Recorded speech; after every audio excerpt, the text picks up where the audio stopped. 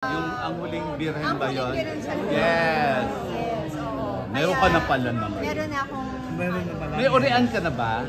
Wala pa. Yun na lang pala. Yun na lang pala. So, dapat gumawa tayo ng isang award-winning Yes. film. What's new with the hairdo na nag-picnic ka ng buhok ngayon? Kaya hindi pa pwedeng mabuntis. Ano?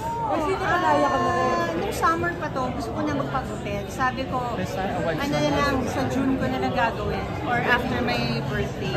May tanong si Roldan. Akala ko nakataas ka na. Hindi malayo, wala pa rin. Akala ko nakataas ka na. Honestly, sinabi ko kay Mel, alam mo Mel, ang hindi ko pa nagagawa sa buong career ko, mag-Cinemalaya. Kahit isa. Wala pa akong Cinemalaya ever. It's about time.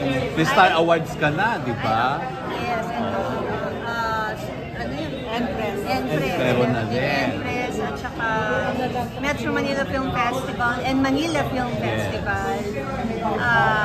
FAP, wala pa akong FAP. FAP and Urian, wala. Anong role mo sa Poon? Sa Poon, kapatid kami ni Janice Lotlot, tapos asawa ko si JC De Vera. So family namin yung nag-aalaga ng mga Poon. Si Will? Si Will, anak siya ni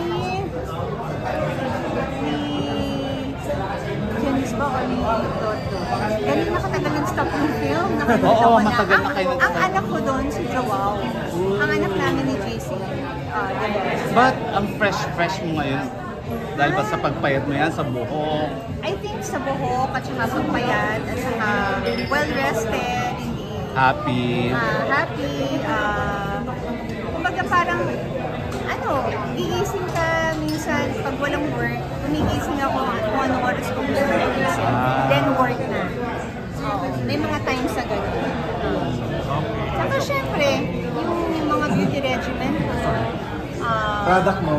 Yung products ko, hindi. Tuloy yun, di ba? Yung Yes, mga soon, abangan niyo po yung Ara Secret kasi... may bago na naman.